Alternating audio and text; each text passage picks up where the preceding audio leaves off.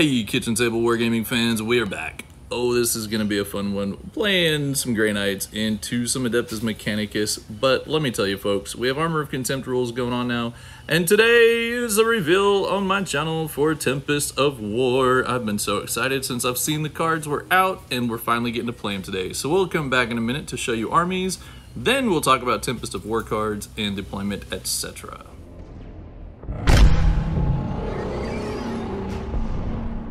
Alrighty guys, here we go. We've got 2,000 points of Necrons. This is Sal's list. This is fun. He's trying out something fun. We're doing Tempest of War. It's all fun, right? This is a big old spearhead. Lots and lots of vehicles. He's running Data Horde. So Data Horde gives a 6-up Film of Pain for vehicles. It gives healing 1 wound per turn for vehicles. And then it's also counting vehicles as double their wounds. So they're basically an Iron Hands, but Adeptus Mechanicus. So this should be kind of cool. We'll have a good time with it. We got some fun models here. The Warlord here has the, is it a Warlord trait or is it just a relic? It's a Warlord trait. It's a Warlord trait, so he can heal flat 3. He is the, I already forgot what he was. Techno-archaeologist. Yeah, that guy. He's the Techno-archaeologist. This dude is the Tech priest. He's just a tech priest. Yeah, just a regular tech priest. Does he have upgrades? No. Nah. And this guy's your cybernetic data smith. Yeah. To and run he around. has a superior radiance, so he makes them reroll hits in fighting. Oh, that's unfortunate for me. And these guys are Castellan robots. Obviously, they're not. These are the Ambot models. Super cool. I love the way he did this, and yeah, he did some cool stuff to make them tall enough. I won't discuss that, but I was excited about it. We've got the Laz chickens. There's 2 squads of 2, so that'll be fun. You've got the drill, not my favorite friend. You got the, I don't remember what it's called, but it's the mortal wound pumping out bomber, basically. Fusillade, yeah. 2 Doom Crawlers, that'll be fun. Guess what? Those 2 tanks are not using indirect fire today. Shocking, isn't it? Said nobody ever. And 1 transport. All right, so that's that. Oh, well, I guess the termite drill over here is also a transport. Yeah. As far as actual bodies go, there's a squad of, they're Electro Priests? Yeah. Okay, so Electro Priests, you got 5 Rangers. We've got 10 Vanguard, 10 Vanguard. And that's the list. 2,000 points. This will be pretty intriguing. A very different list from what I have. But hey, it's Tempest, so we don't really have any idea what the cards will be or the missions or any of that. So we're going to have a lot of fun. We'll be back to look at Grey Knights next. All right, folks, here we go. Grey Knights, 2,000 points. I'm trying something different today. I'm using the Silver Blades. Silver Blades, for a 1 CP, I've given this Dread Knight, he's the character Dread Knight, an extra Warlord, or not extra, but a Warlord trait. So he has the Martial Perfection, which is a always fights first and rerolls everything in combat, which is a great Warlord trait. It's just the rest of the Silver Blades isn't as exciting. They do have the psychic power that they can cast where their unit can change all their bolt weapons into pistol. Cool, maybe, if you're stuck in combat with something you didn't kill. But otherwise, it's kind of like, maybe I should just smite. Anyways, that's the Silver Blades. We don't see him often, but I really wanted to do that with him. So he's got that. The Brother Captain is the character, the Warlord. He has the Unyielding Anvil, so Obsec Aura, and the Cuirass for the +1 to his save.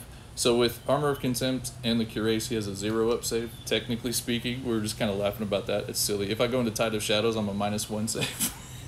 Wait, no, it's a +, negative, I don't know, whatever. You know what I'm talking about. Drago's here just to be Drago.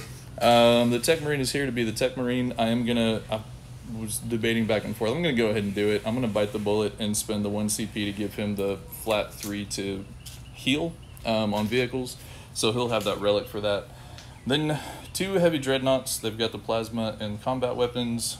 Dread Knights that are normal. They do have teleporters. He does not have a teleporter. Over here we've got 3 squads of 5 Interceptors and 3 squads of 5 Strike Marines. The Armor of Contempt is kind of real. It's crazy. So we'll see what happens. The Tech Marine does have Warp Shaping. Just so y'all know, I do have 1 that can do that.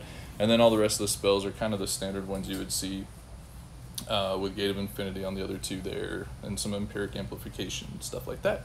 So that's the list. It's 2,000 points exactly. Like I said, I'm going to spend 1 more command point, so I'll be at 7 command points to start the game. So I can do better healing with the Tech Marine because lately in every game I've played, he's healed 1 wound every time. He has done the 1 wound, and it sometimes has mattered, but it's only been 1, and so I think it's worth the upgrade in points. So we'll see. We'll come back in a second. We'll show you how the Tempest works. It's so much fun. If you haven't seen it yet or bought the cards yet, it's really cool. So we'll come back and we'll do that in just a second. All right, so here we go. Here's how this works. You have your battlefield set up, right? Battlefield's there. We got buildings, terrain. It's fun. I actually really like this one. I'm kind of proud of it. It could be weird in the middle. We'll have to make adjustments if needed. And then you've got a deck of, I think there's 7 of these for the deployment zone. So you shuffle it up, and somebody just draws a card from the deck. This is what we drew. We have Spearhead Assault. It's kind of a different one, so it tells you how to deploy. You've got a no man's land, a weird bubble in the middle, and these kind of funny triangular things, right? So that's going to be our deployment zone. You have a deck that has a special mission rule. There's a whole bunch of these. You draw one of these, same as the other. You just randomly draw one. We have Vox Static. Look at us. Neither one of us starts with very many command points this game, and we now have to pay double to use a basic command reroll. So it's the command reroll stratagem only, so we can't reroll stuff without spending 2 CP. It doesn't affect our other strats, right? So other strats will be the same. But that's interesting, so just don't CP reroll stuff. Yeah. And then there's a third deck. This gives you the primary mission. There's, I think, 6 of these. And ironically enough, we actually have a normal game as far as primaries go. It's take and hold, so it's just controlling 1, control 2, control more. And you get 5 for each of the things you satisfy, starting with the 2nd battle round, so it's identical. And then it even clarifies that the 5th battle round the same way as a normal 9th edition competitive game works, right? So there's nothing weird with this one. This will be funky, and the deployment zone is trippy. So now the next thing we're going to do, Sal's already marking out stuff on the board. The next thing we'll do is we alternate placing the objective markers. And the rules say that you start youngest goes first. You have to place 1 in each of the deployment zones. I don't remember who places it. Like, I think I placed mine in his, he places his in mine. I don't remember. We'll clarify that. Then you have to place 1 outside of deployment zones. And I don't remember what it says about the 5th one. We'll figure that out. We'll tell you. But that's how the objective markers work. So we'll have the objective markers in a minute. We're just putting out deployment zones right now. And then secondaries, you draw them from the deck. It's luck of the draw. It's fun stuff. So we'll be back in a second. These are the mission, special rule, primary mission, and our deployment zone. Alrighty, folks, you saw the deployment. Weird little triangle with the cutout right here, circle, and then triangle back on both sides. So in this game, and if you read the little directions, and I'll show you, it comes with a nice fold-out set of directions. This legitimate, it's a like $33 box of cards, has all the rules for how you would play the game minus your actual like codex. But you could use this and play a full game. It tells you about attacker, defender, it tells you about roll-off, it tells you all those things. The only thing that was funny was your objective marker placement is based on age, unless you choose not to do that. You can house rule it. So my opponent is younger than I. We won't discuss our ages on, interwebs, but he's younger, so he gets to place the first objective. You place 5 if you're playing a 2,000 point game. 1 has to be in each objective zone. There's 1 here, there is 1 here. Now, in Tempest, you are allowed to put objectives under or on terrain features, I guess. They're not really under, they're on it. If it comes up, we'll move stuff and measure, but you set them on there as long as it's flat. You can put them on terrain features, which is kind of fun. What else? You have to have 3 that are in deployment, in no man's land. All objectives have to be 9 inches away from each other and 6 inches away from any table edge. This one's the only one that we got real close to table edge. I guess we have 3 that are kind of in that bubble. Sal got to place 3 down, I placed 2 down. After you place your objectives, then you roll off for attacker defender. He won the roll, made me be the defender, so I decided to pick this side here. He's got that side over there. That's pretty obvious. Everything has been deployed. He's got a termite drill with priests, the robot skis in deep strike, and the 1 10-man Vanguard squad is in that transport back there in the corner. As for myself, I have 5 interceptors and 5 strikes out in deep strike, and everything else is on the board. So there's everything that I've got. I do have a little squad of interceptors in that building, and of course we have no idea who's going to be going where. What the mission's about, what it's going to be, we don't have a clue. We don't even know who's going first. So we're going to roll for that. And the way this works, we each have a deck of secondaries. We've shuffled that up, so we'll roll, see what we get. Wow, a 1 and a 2. Man, all right, so Sal's going first, and he's going to draw his 3 cards, and then we'll see what they are, and we'll go from there. Nah. Ready for it? Yeah, you want to just place them down right there? Behind enemy lines. Nice. Oh, a tempting target. I haven't seen that one yet. So you can see them here. I'm going to stop the recording at this point. These are the 3 secondaries. He does have the option to exchange one for 1 command point. And at the end of the turn, he can discard if any additional ones if at the end of his turn he feels like it's impossible. But that's what he's got for the moment, and we'll be back after AdMech turn 1.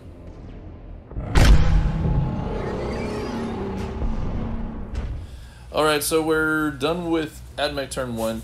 Sal did spend the 1 CP to get rid of behind enemy lines, because, yeah, why would you want to keep that? He was, and he exchanged it for grind them down. So we keep his kill tally. If he kills more units than I do, then he gets 5 points for this card at the end of my turn. Good news for me, he only killed 1 unit. Yeah, Armor of Contempt.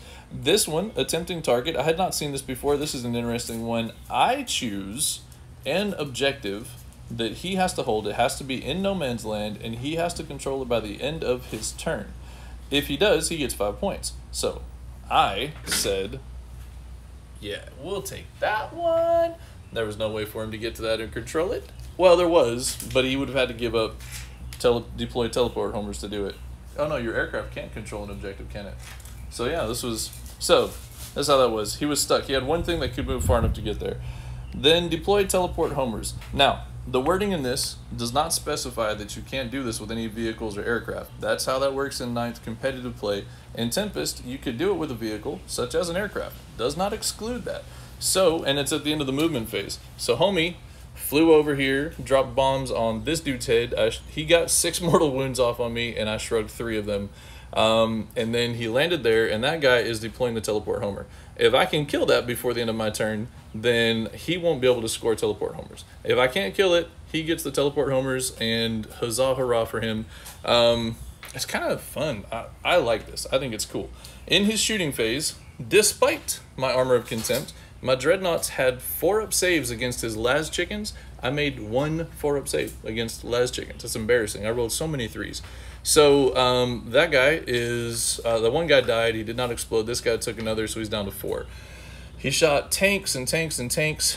This Dreadnought is down to 2 wounds. This Dreadnought is down to 4 wounds. He kind of put a hurting on me, and I'm disappointed. But I only have to kill 1 unit to be able to even the scores on grinding down and keep him from scoring that one. So I have some play into it. I don't know how it'll work exactly. But for the moment, Sal is not scoring points. I am going to flip over 3 cards from my secondaries. And here we go. I will have Defend Stronghold, Extend Battle Lines, and Capture Enemy Outpost.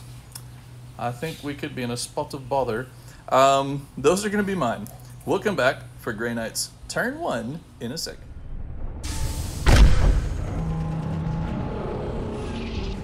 Alrighty, it's the end of Grey Knight's turn 1. Big boom! And this one actually did hurt. I psychicked the copter thingy whatever to death, and then it exploded. You CP'd that, didn't you? Yeah. No, yeah. Yeah, he did. He paid the CP, and it was well worth it. I took wounds on a 6-inch bubble, and everything took wounds. I did shrug a few. This guy took 3, and I shrugged all but 1, so he's still alive. He took 1, Strike Squad took 3, and I shrugged none of them, so I lost 1.5. He took 2, so he's down to only 2 wounds left, and I took 1 on these guys. So it was quite a horrific explosion. So he died. I did pay for the Shadow of Undying Legends on him to rerolling 1s into wound. I used Gate of Infinity. The captain is hiding over here, so he's touching that objective. He is gonna hopefully get me some points. That big boy right there is touching terrain, but not the objective. He charged. I had to CP reroll it. I did. You heard me right. I CP rerolled it for 2 CP and made it, and then I killed all but 5, and then he lost 4 to morale. That was one of the worst morale rolls I've seen in a while. That's my MO. It was bad. That's my MO. This tank is down to 5 wounds left. It took some shots from this Dread Knight here. Oh, who I healed with a Tech Marine. That's why he's up to 7. So that took some shots, took some damage. I shot and killed a, what are they called? The Ballistari? Yeah. Shot and killed one there. Then I charged, killed with these guys here. They were in the reroll ones from Drago, reroll ones to wound from him, so it worked out very nicely. The Dreadnought shot and killed that chicken walker there. Did not explode, but the boom markers are fun, and somebody reminded me I had them, so I brought them again. So I did spend 1 command point in my turn to get rid of the... Yeah, capture enemy outpost, because I wasn't going to be able to get down there anytime in the near future to take that away. I have assassinate, didn't happen. Extend battle lines I did because these guys took this objective and I stayed on my own objective. No retreat, no surrender. If I don't fall back, if I don't fail morale, or if I don't leave an objective that I'm on, in this next turn, at the end of Sal's turn, I will score 5 for this one. So currently I'm on the board. 5 points! Huzzah, hurrah! Sal has drawn a new card? No. Or you're about to draw a new card? Yeah. So he is keeping Deploy Teleport Homer because I stopped it by killing his chopper. And Grind Them Down, I stopped by killing more units than he did. And his new card, No No Prisoners. This one is still just a killing... It's a kill tally. Kill tally is what this one is. Ooh, he's got 2 that revolve around killing stuff. Interesting, folks. So we'll be back in a minute for AdMech turn 2.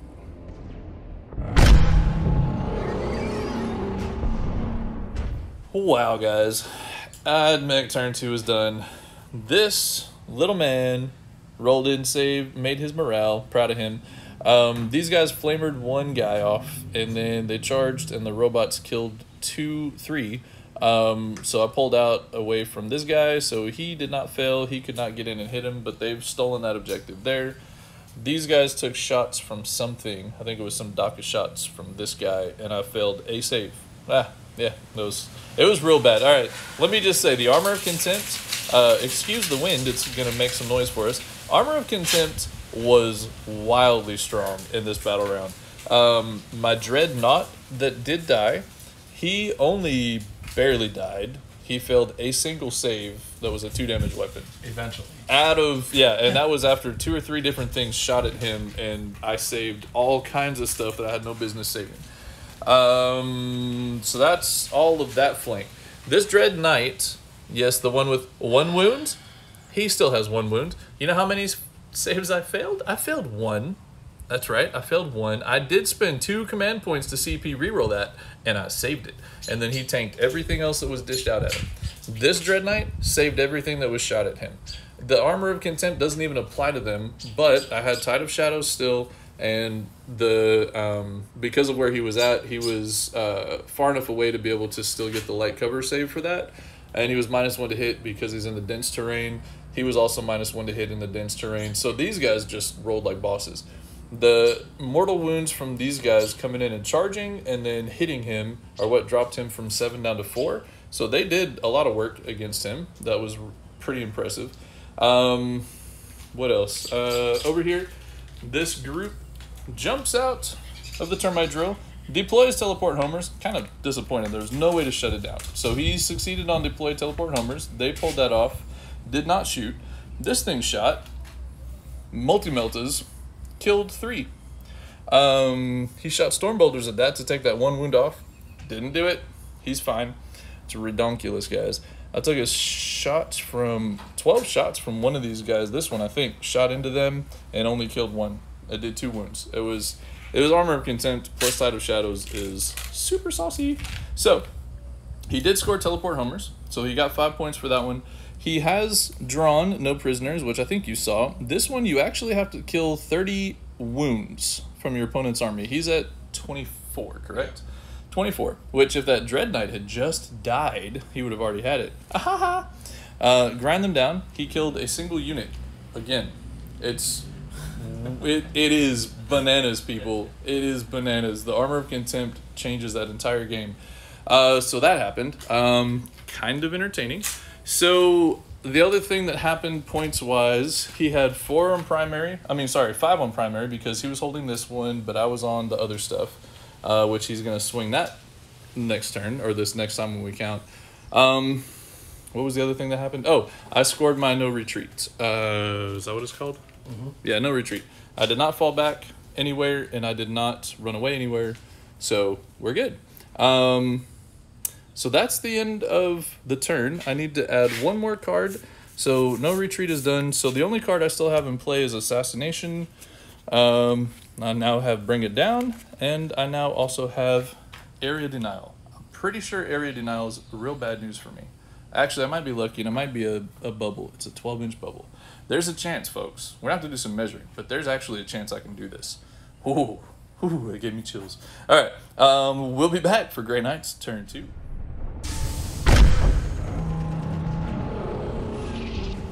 Alrighty, folks, here's what's going on. I brought that strike squad over here. They made a charge. I was going to bring Drago in. He failed his charge. It turns out he can have that 1 CP to still make something fight last, so Drago might have been dead if I brought him in. I'm still probably going to take him over there anyways, because I don't really have anything else to deal with these guys. This Interceptor just moved back out of the line of sight. He doesn't need to die yet. I don't want to give up free grind him down points, because Sal still has that. These Interceptors came down here and managed to do nothing because they failed to charge through the building, was going in that direction. I tried, I failed. The Brother Captain has scooted back that direction just so he's not in direct line of sight from either of the big tanks in case they decide to shoot at him. Tech Marine's just kind of hanging out over there. The Grandmaster has moved forward with, 2 inches subtracted for the dense terrain. He moved up to there, could see, and did do the shooting and the killing. So we had one last Electro Priest after the shooting phase ended. I charged him with that Dread Knight, and what do you know? Killed him. I rolled a huge charge, so I went through the dense terrain to be over there on that objective. And then I did not pile in or consolidate. There's actually a character in the corner of that building who's closer than the tank. So I would have ended up leaving the objective, and I'd rather contest the objective because that hurts Sal more than it hurts me. Back here, these strikes shuffled back into the building, could still see and shoot into the Vanguard, which they did. The Interceptors shot, we had a few left, and then the Interceptors charged, and the Vanguard died over there. I did not tag that drill, because the drill probably kills them, and I'd rather him have to waste bullets on them instead of just having free reign to move in and crump my Strike Marines back here, so that's why I did that. I think that's it. So, Sal did complete no prisoners, because he killed these guys. He killed one in Overwatch with the Flamers, and then he killed the rest in combat, because these things are nasty. So he finished out his no prisoners. I did kill more than him and grind him down, so he still has that card. That's the only one he has left, though. He's going to draw 2 fresh ones in a minute. I completed Area Denial and Bring It Down. So I got 5 for each of those. He got 5 for the no prisoners. I still have Assassination, and I will just still hold on to that one because it's not terrible. It might not be the easiest thing to do, but I should be able to accomplish it at some point in this game. And he's drawing 2 new cards. Let's see what the cards have in store for Sal. Investigate site. That's going to be rough. I think that's the one in the center of the board. Ugh. Mm-hmm. And yeah, it is. Blood and Guts. Blood and Guts. That's probably not great. Well, your Castellans, if they can get to something, they're going to Blood and Guts it real good. It's still the melee one, right? Yeah. Yeah. That's interesting. I need 3. Oh, he has to get 3 though. That could be No could be tough. He might be discarding that. All right, so that is the end of the Grey Knights turn 2. We'll be back for AdMech turn 3 in a second.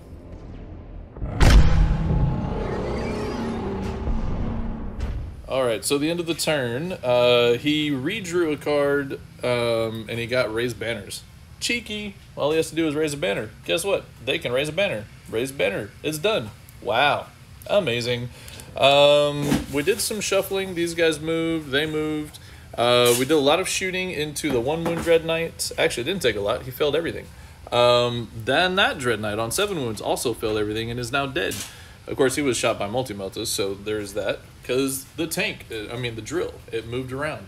Then he targeted with that back crawler into my Dread Knight with the teleport shunt. So he jumped over here, 9 inches away. He got flamered and shot with everything and saved all but one thing. So he took a wound. That's it. We're trying to go a little speedy. Sal has to run, so we're going to play through Grey Knight's turn 3. And then that'll be it. So I've kept Assassinate. I've drawn Investigate Sight. And I've drawn Behind Enemy Lines, which I think I can score those. So we'll see what happens. We'll be back in a second. Grey Knight's turn 3.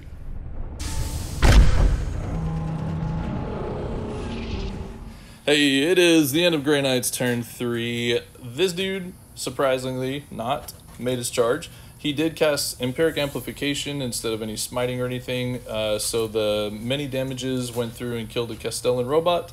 Then we charged, killed a Datasmith. This dude, he made 1 6-up Feel No Pain and survived. And then he hit me back. I did save those. Over here, the Interceptor squad came through the building, or over the building, as we do. And then shot and killed all but 1 ranger, charged, killed the ranger. Oh, and we did a smite that took 3 wounds off this character here, so we had 1 to take off of him. So we killed them neatly. This guy completed Investigate Sights for me. These guys completed Behind Enemy Lines. It was a big swinging in points. And then these guys made charges over here. We did wounds, but didn't kill it. So I scored a lot that turn. So at this point in the game, Sal has to go regardless of the score. But the score did turn out to be quite in my favor. It was a lot of fun. I mean, it was very one-sided on the points, but this list was fun to see. The game was a blast to play, and I think Sal really did get some bad cards too. Like, to be fair, you had a lot of choices out of 3 cards, where you're only going to score 1 if things went your way. And then I mean, that's kind of the fun part of it. It is. It's random. Yeah, you can't predict that. So we had a lot of fun. Hope y'all enjoyed seeing Tempest of War, and just having some fun, some weird layouts, deployments, and cool rules. So that's the end of that one. Thank you, sir, for making a trip, and we'll catch y'all again for another Kitchen Table Wargaming Battle Report.